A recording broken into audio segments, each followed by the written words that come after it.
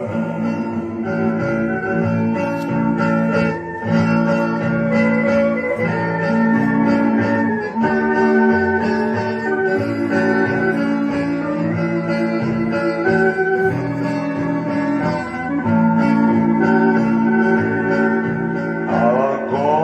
me regozijo desde que o aceitei, e na tempestade eu posso sossegar,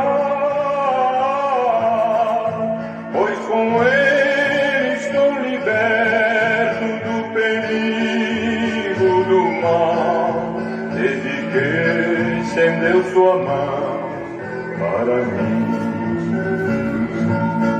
Quando Jesus estendeu sua mão, quando ele estendeu sua mão para mim, eu era pobre, perdido, sem Deus, sem Jesus. Quando ele estendeu sua mão para mim, quando ele estendeu sua mão para mim, quando ele estendeu sua mão para mim. Quando ele estendeu sua mão para mim, eu era pobre, perdido, sem Deus e sem Jesus neste mundo, caminhando para uma condenação. É assim que se encontra toda a humanidade que está aí neste mundo ainda sem Jesus. Pois a palavra de Deus diz, o apóstolo Paulo, ele orientando aos Efésios, capítulo 2, no versículo 12 ao 14, Paulo vai dizer aos irmãos que antes deles estar sem Cristo, deles estar em Cristo, eles estavam perdidos, sem Deus, neste mundo, não fazendo parte dos que vão herdar a promessa.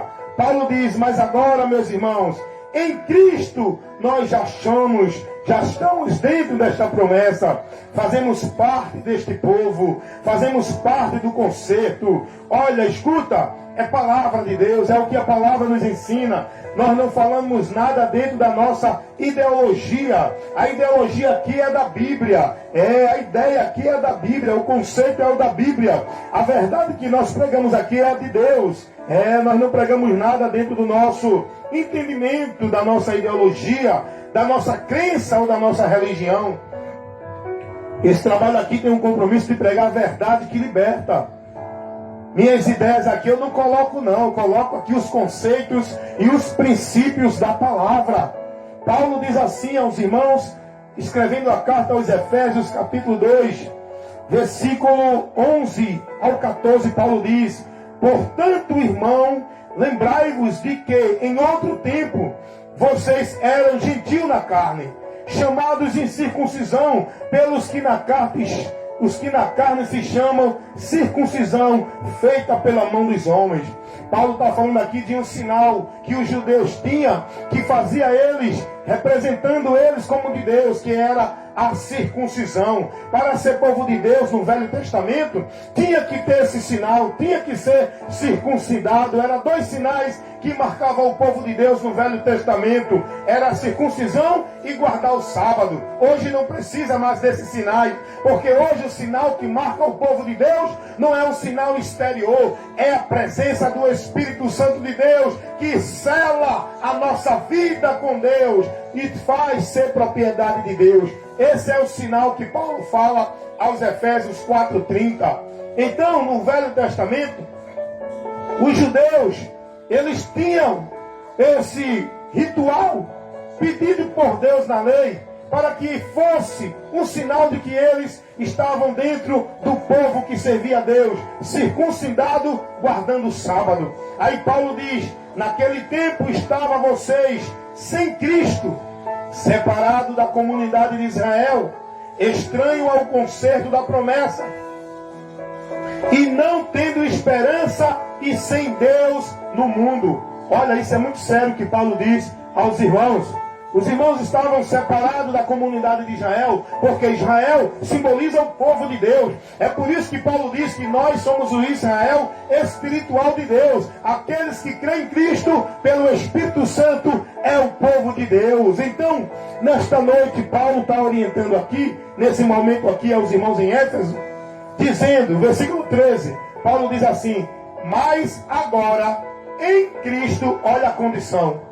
Olha aonde você precisa observar. Paulo diz assim no capítulo 2, versículo 13 de Efésios.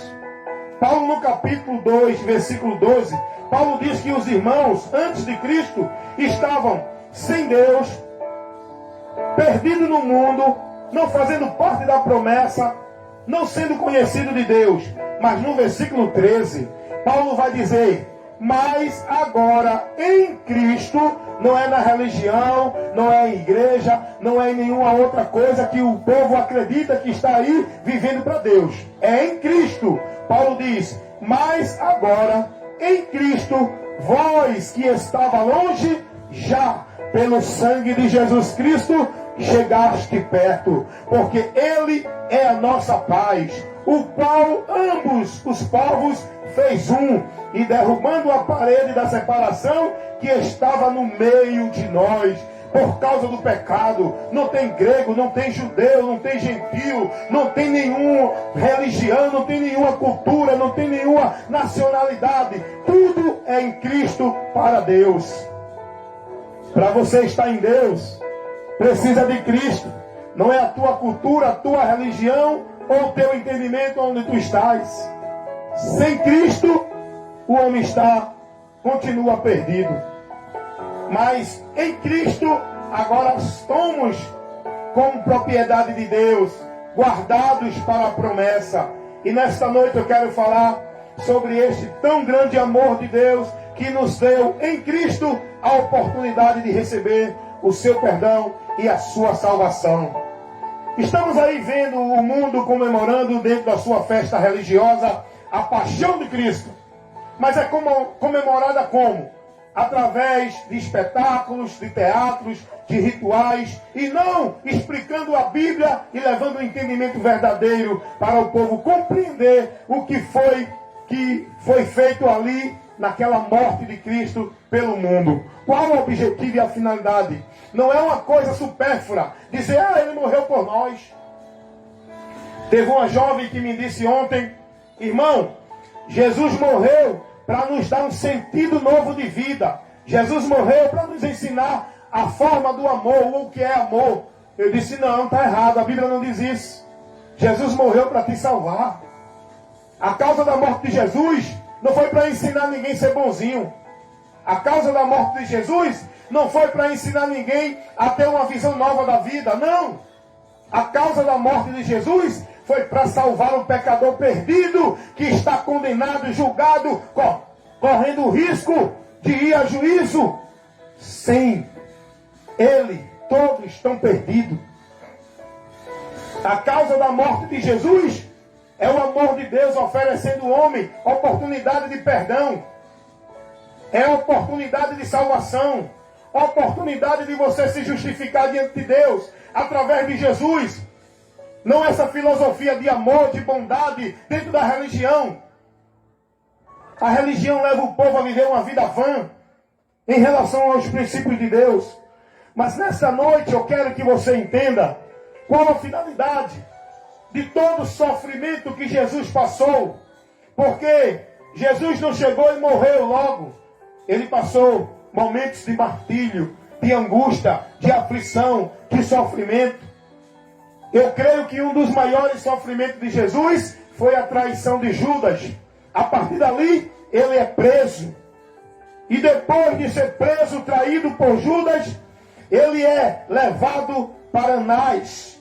Anás zomba, examina ele, envia para Caifás. Caifás envia para Pilatos. Pilatos envia para Herodes, os reis e os governadores da província ali de Roma. Herodes manda de volta para Pilatos. Pilatos agora lava suas mãos e entrega Jesus aos judeus. E os judeus, o que é que eles fazem? Crucificam crucificam. Sabe por que Jesus morreu crucificado? Porque naquele período lá, a pior morte que tinha como morte de maldição no Império Romano era o homem morrer crucificado. Só morria crucificado quem era malfeitor, maldito. Por isso que Paulo diz, escrevendo aos Gálatas, ele se fez maldito por nós. Recebeu a maldição da morte de cruz. Ei, cruz era um sinal de maldição, viu? Cruz era um sinal de maldição. Não fica idolatrando cruz, não. Porque não é a cruz que salva. É aquele que foi crucificado nela. Tem muita gente aí idolatrando cruz. Colocando cruz dentro da igreja. Não sabe explicar o sentido do povo. E o povo começa agora a fazer da cruz um objeto de adoração dentro de culto. Dentro de púlpito de igreja. A cruz era maldita. A cruz era um instrumento de morte, como morte de maldição. E os judeus condenaram Jesus a essa morte. Só ia para essa morte malfeitores. Por isso que quando Jesus foi crucificado, tinha dois do lado dele. Crucificaram também dois malfeitores do lado de Jesus. E agora Jesus é crucificado. Aí vem uma zombaria. Só que antes dele ir ser cravado na cruz, ele foi feito um espetáculo para o povo de Jerusalém, carregando a sua cruz até o local da sua crucificação. E ali era cuspido, era zombado, porque a tradição naquele tempo dizia que todo malfeitor tinha que carregar a sua cruz. E isso era um sinal de que ele ia dizendo para a sociedade: eu sou maldito, eu sou maldito, eu sou maldito. E o povo escarnecendo, zombando, cuspindo e fazendo daquele momento um espetáculo. Aí hoje o povo fica fazendo o espetáculo da morte de Jesus, paixão de Cristo. Espetáculo, ó. Jerusalém, espetáculo da paixão de Cristo. Eu vou assistir. Ei, meu irmão, tu tem que crer no que a Bíblia diz sobre a morte de Jesus. Não está andando atrás de espetáculo, não. Porque o povo quer espetáculo e não aquele que veio para nos salvar. O judeu, o próprio povo de Jesus, segundo a sua nação. Jesus, como homem, ele era judeu. Os próprios irmãos patriotas entregaram Jesus, negaram, rejeitaram, desprezaram e não aceitaram ele. Jesus morre. Segundo a história, Jesus foi enterrado quinta-feira, porque o dia para nós, ele muda a partir da meia-noite. Mas lá no templo, lá, ele mudava a partir das 6 horas, das 18 horas. Mudava de um dia para o outro. Jesus, quinta-feira foi entregue. Sexta-feira, sábado, domingo, foi o dia da ressurreição dele. Depois de 3 dias. Olha o que diz a palavra de Deus. Lucas 24, versículo 1 ao 6. E no primeiro dia da semana, que é o domingo, muito de madrugada, foram as mulheres ao sepulcro de Jesus, onde tinham preparado alguma especiaria para levar o túmulo de Jesus, era um costume judaico. E acharam a porta removida do sepulcro, porque não era uma tumba como a gente tem hoje aqui no cemitério. Era uma tumba cavada na pedra, cavada na rocha. E no túmulo, a porta era uma pedra grande que botava para fechar. Que ninguém, uma pessoa só, não podia arrastar, não podia abrir. Mas elas encontraram o sepulcro aberto, a pedra removida. Versículo 3 diz assim: e entrando não acharam o corpo do Senhor Jesus Cristo. E aconteceu que, estando elas perplexas, atônica, assombrada com o que poderia ter acontecido, a esse respeito, eis que para junto delas 2 varões com vestidos resplandecentes aparecem. E estando elas muito atemorizadas, baixando o rosto para o chão, esses dois homens que foi Deus enviou dois anjos para lhe dar essa mensagem, disse a elas o seguinte: por que vocês buscam aquele que vive dentre os mortos? Aleluias. As mulheres não guardaram a palavra de Cristo. Esse é o perigo da gente não guardar a palavra de Jesus. É se perder da direção dela. Elas não guardaram a palavra de Jesus, nem os discípulos, que dizia, antes dele morrer, ele estava sempre dizendo: eu vou morrer. Ei, mas não é ninguém que tira a minha vida, não. É eu que dou. É eu que dou por amor a muitos. É eu que me entrego. Porque ninguém tinha poder de tirar a vida dele. Pilatos chega para Jesus e diz: não sabe tu que eu tenho o poder de te salvar, de te libertar? Jesus diz: Pilatos, o poder que tu tem, se não for te dado, tu não tem. Esse poder que te dá é alguém, Pilatos. E esse alguém que te dá, aleluia, era o próprio Jesus que dava a Pilatos o poder de governar. Jesus disse: se eu quiser, eu posso pedir uma legião de anjos aqui para me livrar. Mas ele tinha que morrer porque era necessário pela nossa vida. Era necessário o sacrifício ser realizado. Era necessário a obra ser consumada. Aleluias. E os anjos dizem às mulheres: por que vocês buscam o que vive no meio dos mortos? Ele não está aqui, mas ressuscitou. Ele ressuscitou como ele tinha dito. Jesus ressuscitou. Interessante é que Jesus, na sua ressurreição, irmão Mário, ele não aparece a Maria, sua mãe. Ele não aparece a Pedro, seu apóstolo mais ousado. Ele não aparece a João, um apóstolo que tinha uma intimidade mais profunda com ele, assim, no dia a dia. Ele não aparece a nenhum desses apóstolos. O texto diz, lá em Marcos capítulo 16, o texto vai dizer, a palavra de Deus nos vai revelar assim a verdade. Marcos 16, capítulo 16, versículo 9. E Jesus, tendo ressuscitado na manhã do primeiro dia da semana, que era o domingo, escute o que diz a palavra. E Jesus, tendo ressuscitado na manhã da primeira semana, apareceu primeiramente a Maria Madalena, aquela da qual ele tinha expulsado 7 demônios, seres malignos, criaturas espirituais que se apossam do corpo humano. Jesus tinha expulsado 7 demônios desta mulher. Não é Maria, mãe dele, não. A primeira mulher que ele apareceu foi a Maria Madalena.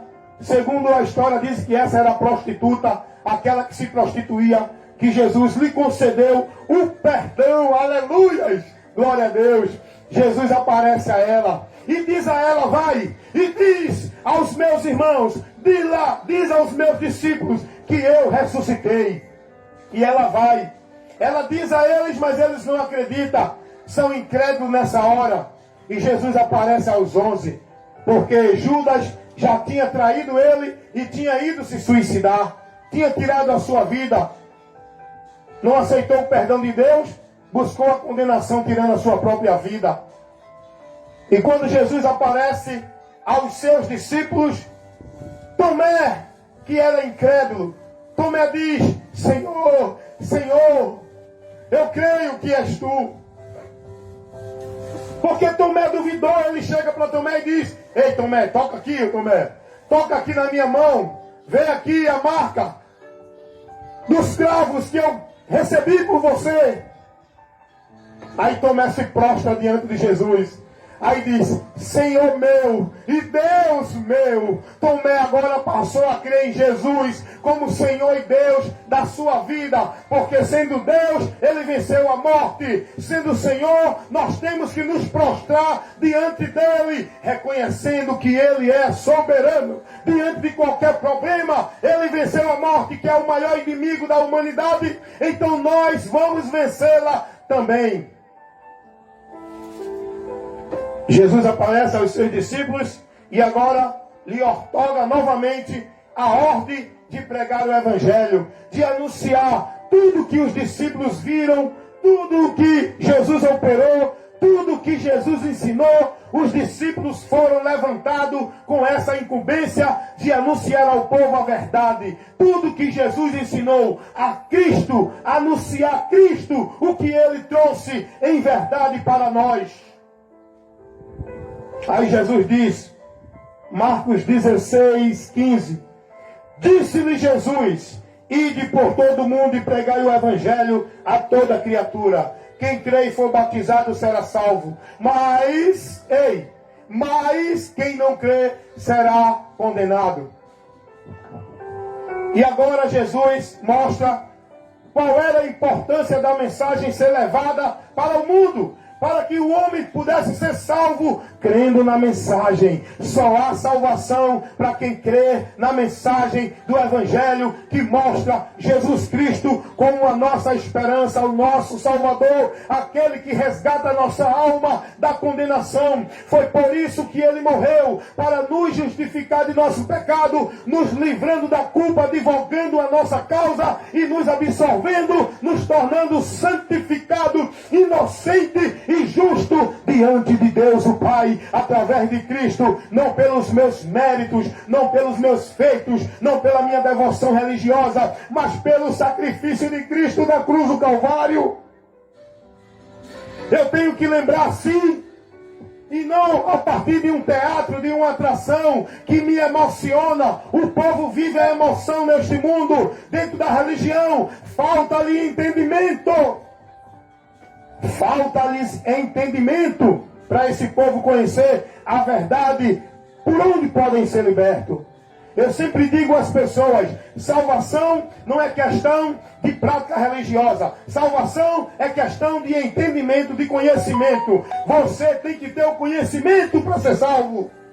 Foi o que Jesus disse, conhecereis a verdade e a verdade vos libertará. É conhecimento e não formalidade religiosa. Você tem que viver uma vida com entendimento, conhecendo a verdade, andando por ela, se desviando da mentira, que leva muitos a apostatar da fé.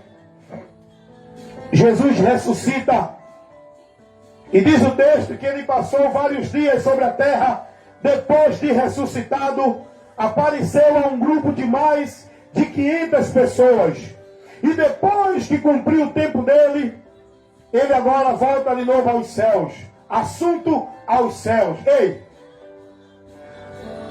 A única pessoa, o único ser, o único homem que subiu aos céus chama-se Jesus. Nenhum outro foi ainda. Mas, irmão Hélio, e os que morrem em Cristo, vão para onde? Vão para o céu, para uma dimensão de descanso, aguardando o dia da ressurreição, para estar diante daquele grande dia glorioso, que nós estaremos desfrutando da vida eterna, no mundo novo que Deus criou, para todos os que nele crê. Os que morreram não vão receber primeiro do que a gente. Os que morreram estão guardados em descanso, seus espíritos descansando até o dia da ressurreição do corpo, para que estejamos para sempre com o Senhor, na vida eterna com Ele lá nos céus. Todos vão igual. Paulo diz, ninguém vai primeiro, ninguém vai na frente do outro. Todos nós somos iguais diante de Deus. Todos nós vamos receber a dádiva da eternidade com Deus. Jesus, depois de ressurreto, ele aparece aos seus discípulos e dá uma instrução aos seus discípulos. Ele diz assim, Atos dos Apóstolos, capítulo 1, versículo 6. Os apóstolos fazem uma pergunta a Jesus, dizendo: aqueles, pois, que se haviam reunido, perguntando-lhe a Jesus, dizendo: Senhor, restaurarás tu neste tempo o reino a Israel? Aqui, Mário, tem uma coisa muito importante da gente entender. Essa restauração de Israel, ela só vai se dar na segunda vinda de Jesus à terra. O arrebatamento não é a segunda vinda de Jesus à terra. O arrebatamento, Jesus não vem à terra. O arrebatamento, Jesus vai tirar a sua igreja da terra. Agora, a restauração de Israel vai se dar na segunda vinda de Jesus à terra. Que quando ele vier, a igreja está com ele também glorificada para governar com ele neste mundo. Então os discípulos aqui perguntam, versículo 7, Jesus diz, disse-lhe Jesus, não vos pertence saber os tempos ou as estações que o Pai estabeleceu pelo seu próprio poder. Mas, versículo 8, vocês vão receber a virtude do Espírito Santo, que há de vir sobre vós, e ser-me-eis testemunhas, tanto em Jerusalém, como em Judeia, Samaria, até os confins da terra. E quando dizia isto, vendo eles, Jesus foi levado às alturas, uma nuvem o encobriu, ocultando de seus olhos. E estando eles olhando para o céu, enquanto Jesus subia, eis que junto deles 2 varões, vestidos de branco, 2 anjos, apareceu dizendo, os que lhe disseram, varões galileus, porque estáis olhando para o céu?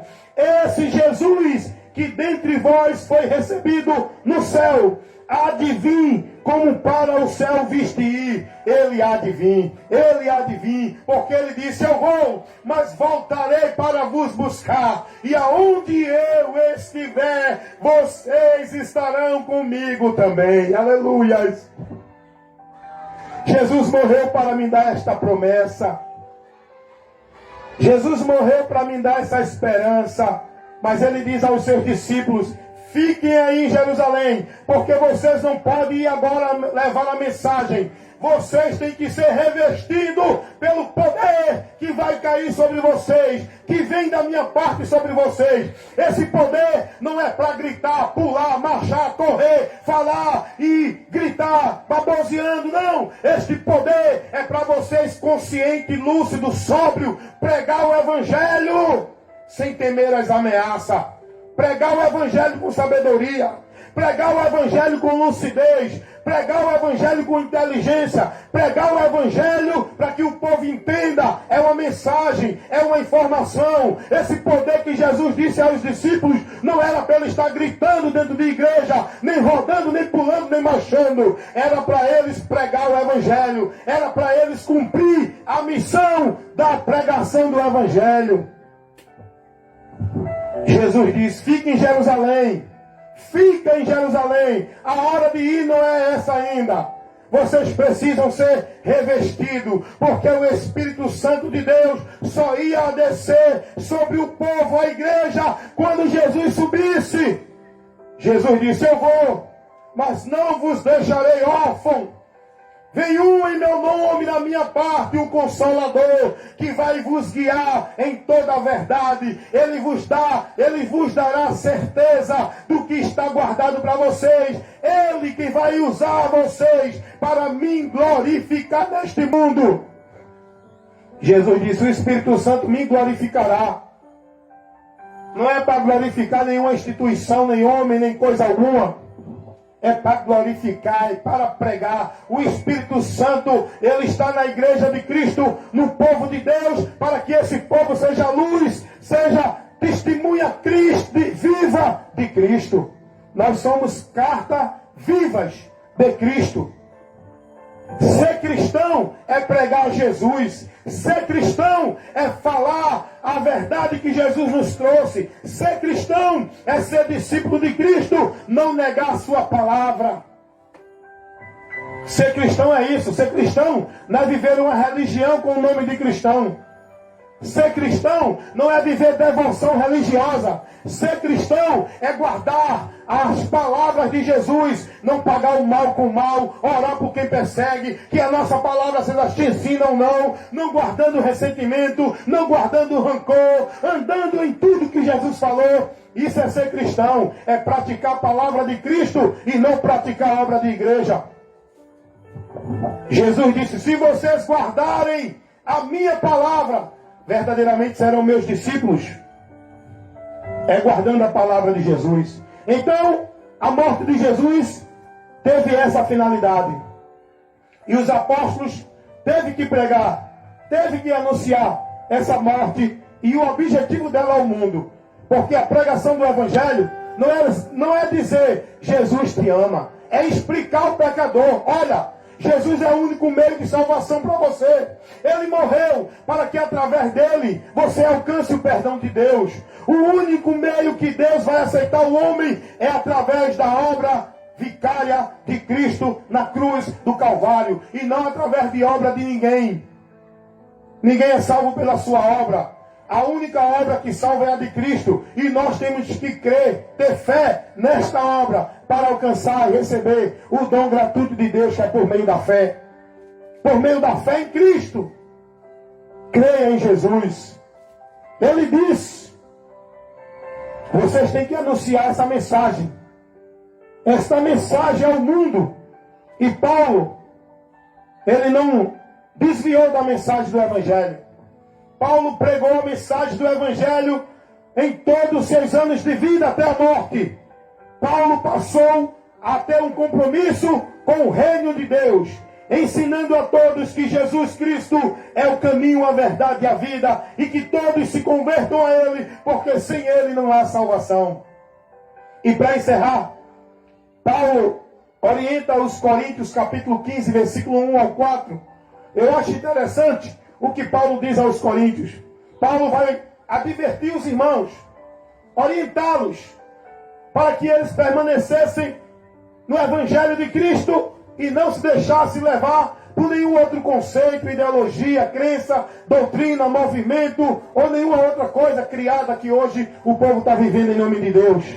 Paulo diz assim: também vos notifico, irmão, o Evangelho que já vos tenho anunciado, o qual também tenho anunciado a vocês, o qual também vocês receberam, e no qual também vocês permanecem, pelo qual também vocês serão salvos, se permanecer de tal forma como eu tenho anunciado, se é que vocês não creram em vão. Não adianta nada crer em Cristo e não seguir a doutrina de Cristo. Não adianta nada dizer que Jesus é o Senhor e não se submeter à palavra dele. Ele mesmo disse isso: vocês me chamam de Senhor, Senhor, mas não fazem o que eu mando. E ninguém vai entrar no reino de Deus por nenhuma outra placa ou por dizer Jesus é o Senhor. Para entrar no reino de Deus, tem que guardar o submisso, a obediência a Jesus como Senhor. Nem todos que me dizem Senhor, Senhor entrarão no reino de Deus, mas aqueles que ouvem e praticam a minha palavra. É praticar, irmão, é andar, irmão, é se manter na palavra de Cristo. Não adianta dizer que crê em Jesus e está adorando outras coisas. Não adianta dizer que vai ser salvo por Jesus e está buscando ser salvo dentro de obra de igreja. Não adianta dizer que Jesus é o teu Deus e buscando tuas bênçãos atrás de teus rituais. Isso é vã. Isso é vã. Paulo está dizendo aqui: vocês creram nesse evangelho que eu trouxe, vocês estão nele, mas vocês só serão salvos se permanecer. Não adianta ficar um pouquinho de tempo e desviar, tem que ir até o fim. Salvação é para quem persevera até o fim, se mantém fiel, guardando a palavra dele e não negando o nome dele. Este alcançará a salvação no final do labor desta vida, quando a morte chegar. Aí Paulo vai dizer, eu estou lendo 1 Coríntios 15, do 1, vou ler o 3 agora. Olha o que Paulo diz: por quê? Porque primeiramente eu vos entreguei o que também recebi, que Cristo morreu por nossos pecados, segundo as Escrituras, e que foi sepultado e ressuscitou ao terceiro dia, segundo as Escrituras. A mensagem de Paulo era a mensagem da cruz, era que Cristo morreu pelos nossos pecados e ressuscitou e subiu ao céu. E se nós permanecer crendo, fiel a Ele, Ele quando voltar vai nos levar, Ele vem nos buscar.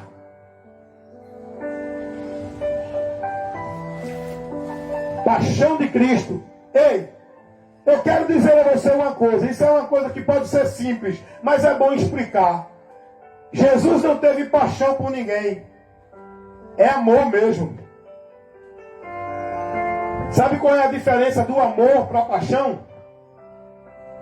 O amor é aquilo que faz você se entregar pelo bem do outro. O amor é aquilo que faz você se desgastar. É aquilo que faz você querer o bem de outro. Sabe o que é paixão? É um desejo possessivo, egoísta da pessoa que quer ter aquilo. Se não for dele, ele fica furioso. Por isso tem muita gente aí matando outros em nome de paixão. Porque ele fica no desejo de possuir a pessoa só para ele. Ele não quer saber o bem dela, ele quer saber o bem dele, que ele quer. Se aquela pessoa não vir para ele, ele mata. Isso é paixão, é um desejo possessivo que leva as pessoas a tomar uma atitude sem razão. A paixão embriaga, a paixão tira a razão. O amor não, o amor esclarece. O amor, ele é verdadeiro. O amor é consciente. O amor se doa, se entrega em favor do outro, querendo o bem do outro. Ainda que eu sofra, mas eu quero o bem do outro. Então, Jesus morreu por amor de nós. Ele sofreu por nós, ele se entregou por nós. O castigo que nos traz a paz, ele recebeu por nós. Isso não é paixão, isso é amor, amor, amor de Deus. Paixão de Cristo, até isso o diabo distorce de uma forma sutil. Para muitos é besteira, mas para quem conhece, entende.